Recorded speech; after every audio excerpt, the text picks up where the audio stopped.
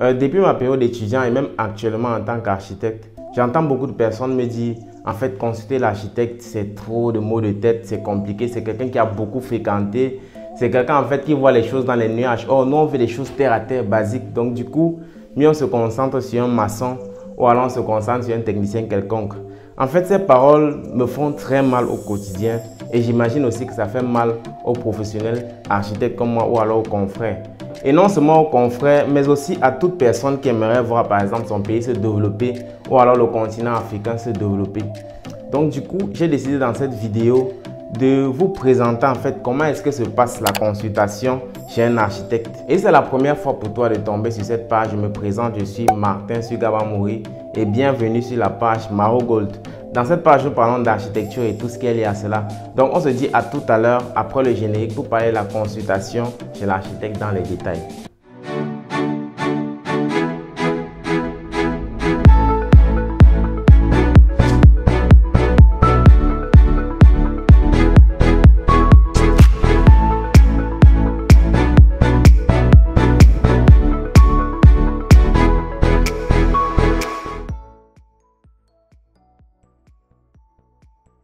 La première rencontre avec un architecte, c'est généralement soit après une recommandation, il a eu à faire un travail impeccable, intéressant pour quelqu'un qui est proche de vous et on vous l'a recommandé, ou alors l'architecte en question, c'est tout simplement un de vos proches.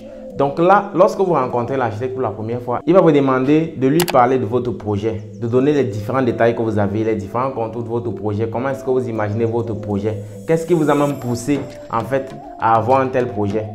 Et généralement, il y a plusieurs types. Ça peut être un projet personnel, c'est-à-dire un logement, quelque chose de propre à vous. Ou alors juste un projet, je peux dire public. Donc, c'est-à-dire peut-être un hôpital ou alors un restaurant. Quelque chose qui n'est pas très lié à vous. Donc maintenant, si c'est un projet personnel, par exemple votre maison à vous, l'architecte va vous demander de lui parler de vous de manière détaillée, de lui donner vos passions, qu'est-ce qui vous intéresse en fait, est-ce que vous aimez la lecture, quels sont vos passe-temps. En fait, ça c'est pas pour rien. Pendant ce temps, il est en train de noter soigneusement dans un calepin les points clés qui vous concernent pour qu'il puisse vous proposer un projet qui vous sied le plus, qui vous ressemble. Parce qu'en fait, un projet, surtout un projet personnel, doit avoir votre identité. Un projet personnel doit vous ressembler. Un projet personnel doit être comme vous. Mais maintenant, si c'est un autre type de projet public, c'est-à-dire un projet qui n'est pas directement lié à vous, mais qui est toujours votre projet, l'architecte va vous demander en fait quelles sont vos motivations. L'architecte va vous demander comment est-ce que vous avez vu le projet au départ, qu'est-ce que vous voyez, qu'est-ce que vous projetez. Et pendant ce temps, il va toujours noter soigneusement dans un calepin. Et là, ça lui permettra de proposer un projet en fait qui ressemblera effectivement à ce à quoi vous aurez pensé. Et pendant ce temps, si vous en tant que client, vous avez un peu de connaissances ou alors une culture assez générale en architecture, il pourra vous demander quel est le style que vous voulez par exemple. Quelles sont les tendances actuelles en architecture qui vous intéressent. Est-ce que vous voulez par exemple un projet écologique? Est-ce que vous voulez par exemple un projet minimaliste? En fait, il va vous poser un certain nombre de questions pour pouvoir affiner de manière plus efficace votre projet. Il pourra également vous demander le standing de votre projet. Est-ce que vous voulez un projet par exemple haut standing, moyen standing, bas standing? Puisqu'en fonction de ça, l'architecte pourra voir quel type de matériaux utiliser parce qu'il y a les matériaux haut de gamme, il y a les matériaux bas de gamme et même moyen de gamme. Donc là, avec ces matériaux-là, l'architecte pourra voir à peu près quelle esthétique il pourra projeter, quelle esthétique est-ce qu'il pourra donner à votre projet. Après cela, l'architecte dans son processus va vous demander votre plan topographique. Alors, à quoi sert le plan topographique? C'est tout simplement là pour permettre à l'architecte de pouvoir voir les dimensions de votre terrain, de voir les différents voisins, les mitoyennetés, de voir aussi même la topographie de votre terrain, comment est-ce que votre terrain se comporte parce que ça va permettre que l'architecte puisse faire sa conception de manière efficace. Et en plus de ça aussi, l'architecte va voir les différents accès. Et les accès, ça lui permettra de connaître de quel type de parcelle il s'agit. Il y a des parcelles d'angle et d'autres types de parcelles. Et là, l'architecte va concevoir en fonction de la parcelle, en fonction de ces voies d'accès. Là, il pourra voir où vont se placer les parkings, où vont se placer les différentes pièces, les orientations et tout. En fait, c'est important d'avoir le plan topographique du terrain.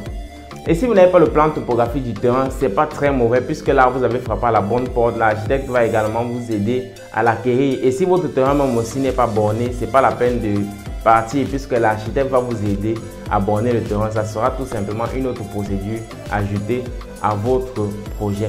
Et toujours pendant cette première rencontre, après ça, vous allez passer à ce qu'on appelle le programme.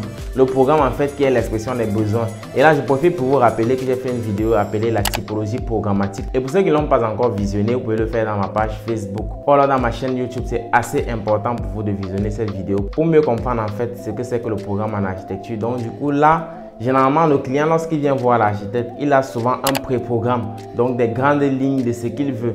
Mais maintenant, étant avec l'architecte, vous pouvez un peu plus détailler. Et là, l'architecte, lorsqu'il va aller dans le laboratoire, c'est-à-dire au cabinet ou alors dans son lieu de travail, il pourra détailler de manière plus claire, de manière plus spécifique en fonction de la surface du terrain et en fonction des contraintes qu'il va rencontrer. Et plus aussi en fonction des différentes normes architecturales et superficies des pièces. Et donc là, après le programme, généralement, on marque la fin de la première rencontre. Et je tiens aussi à mentionner que cette rencontre ou cette consultation, on la paye. En fait, il y a des honoraires à payer, tout comme lorsque vous partez par exemple rencontrer un médecin. C'est une prestation en fait que l'architecte fait. Et donc là, on va au deuxième point qui est celui de la visite du site. Beaucoup de personnes pensent que la visite du site n'est pas assez importante. C'est quelque chose qu'on peut en fait jump on. Donc on peut sauter. On peut tout simplement avoir soit le plan topographique, ça suffit. Bref, ça ne suffit pas. Ça ne suffit vraiment pas. En fait, les confrères savent, c'est très important de faire la visite du site. Parce qu'en fait, un projet architectural doit avoir une âme. Lorsque vous faites un projet, en fait, il y a une âme. Et généralement, on capte l'âme du projet souvent dans la visite du site. Parce qu'en fait, il y a ce qu'on appelle en architecture l'esprit du lieu. Lorsque l'architecte descend dans le site, il y a plein d'informations qu'il capte. Il capte d'abord l'esprit du lieu. Parce qu'en fait, l'architecture, c'est un art. Et lorsqu'on parle d'art, on parle de quelque chose d'esprit. On parle de quelque chose de spirituel qui touche l'esprit. Et donc là, l'architecte capte l'esprit du lieu. Et il y a plein d'autres informations aussi qui sont importantes dans le but de donner une âme au projet. Par exemple, l'architecte pourra voir l'environnement du projet. Il pourra voir qu'est-ce qui entoure. Est-ce que là dans le projet, il y a par exemple un cours d'eau où généralement le client pourra facilement avoir une vue qui pourra être un élément de détente, un élément déstressant. Et là, l'architecte pourra, dans ce cas, voir comment est-ce qu'il pourra orienter ses façades, voir comment est-ce qu'il pourra disposer ses pièces. Vous voyez que là, à cause de cette petite information, seulement par exemple la position d'un cours d'eau, l'architecte peut donner une magnificence à votre projet, peut apporter un point qui va vous permettre même de vivre encore peut-être 30 ans plus que ce que vous auriez pu vivre s'il n'y avait pas cet aspect-là. Puisque le fait de venir se placer tous les soirs, avoir une vue panoramique sur un cours d'eau, ça permet en sorte que les difficultés que vous avez eues dans la journée, en fait, ça tombe quoi. Donc du coup, pendant la visite sur le site, l'architecte a plein d'informations qu'il capte. Et là même encore, il y a des informations par exemple au niveau des matériaux. Lorsque l'architecte descend sur le site, il peut se rendre compte qu'il y a des potentiels, par exemple en termes de pierre, il y a du potentiel. Et là, ça vous fait même une réduction en termes de coût, puisque l'architecte peut voir que bon, sur le terrain, il y a des pierres. Et là, c'est un avantage, c'est un atout incroyable. Puisque là, au lieu d'aller payer des pierres à un prix assez cher, l'architecte peut prendre ce qu'il y a sur votre site, par exemple, s'il y en a. Et il n'y a pas que des pierres, il y a par exemple du bois, il y a par exemple du bambou de Chine. Il y a plein de choses en tant que matériaux que l'architecte peut trouver sur le terrain. Et ce qui va également réduire le coût de votre projet. Donc vous voyez que le fait de ne pas amener l'architecte sur votre site, ce n'est pas à votre avantage en fait. Dans le pire des cas, si l'architecte se retrouve très loin et que c'est un projet où vous n'avez pas assez de moyens pour payer par exemple le billet d'avion, là, vous pourrez tout simplement utiliser les téléphones Android et filmer vraiment, pas seulement en termes de photos, filmer vraiment de fond en comble, faire des vidéos parce qu'il y a des téléphones aujourd'hui qui filment en HD. Vous filmez vraiment, mais alors tout ce qui est nécessaire, vous filmez tout le site, vous filmez tout l'environnement du site pour que l'architecte puisse voir.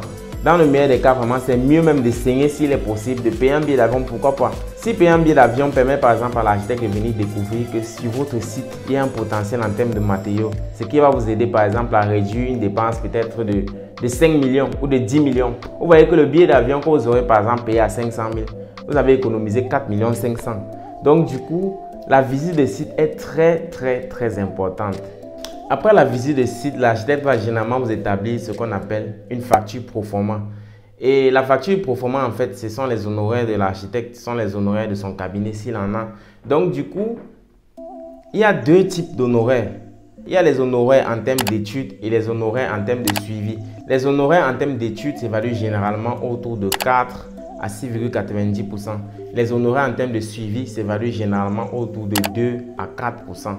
Donc là, je crois que je vais faire une vidéo assez détaillée là-dessus parce que c'est très important de le savoir. Et donc là, l'architecte va vous donner une facture pro forma. Et si ça vous dit, vous allez payer généralement pour la première tranche ou alors pour l'avance. Dans certains cabinets, on paye 60% à l'avance, d'autres c'est 50%. Bref, ça dépend du cabinet. Bref, ça dépend de l'architecte ou du cabinet auquel vous ferez face. Après la facture pro forma, l'architecte va vous produire ce qu'on appelle un APS, avant-projet sommaire.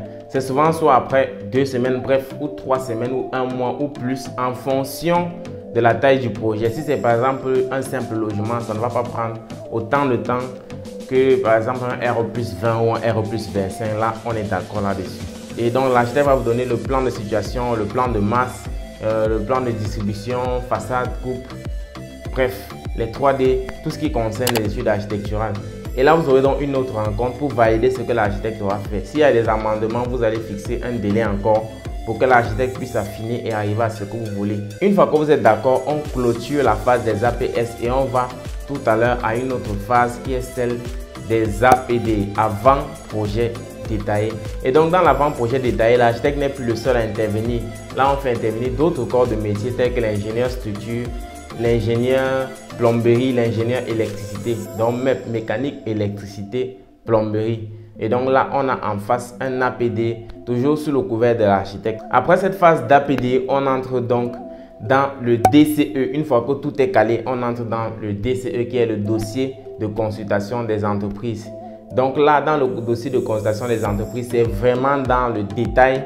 Il y a tous les détails nécessaires, même en architecture, on entre vraiment dans les détails. Les types de WC à utiliser, les types d'équipements, on donne tout avec la marque. En fait, beaucoup plus ceux qui vont en profondeur dans cette étape-là, c'est beaucoup plus ceux qui travaillent en mode BIM. En fait, on va aborder ce que c'est que le BIM dans une prochaine vidéo. Et donc, dans la phase du DCE, l'architecte lance ce qu'on appelle un appel d'offres aux entreprises de construction pour sélectionner la meilleure entreprise, bref, celle qui aura le meilleur potentiel pour réaliser votre projet. Et donc, l'architecte là va travailler en collaboration avec eux pour se rassurer que le projet qu'il a conçu puisse effectivement être réalisé comme prévu. Et vous voyez que c'est tout à votre avantage puisque là, avec les étapes qu'on a pu suivre, on est sûr, vous êtes sûr en fait, vous en tant que client, que votre investissement n'ira pas à la boue. Et là, vous aurez votre édifice tel que pensé puisque l'architecte aura traduit ce que vous avez pensé en une forme assez réelle via sa conception. Et là, il va également se rassurer en suivant les entreprises, en suivant votre projet, que ce qu'il a pensé puisse effectivement se matérialiser.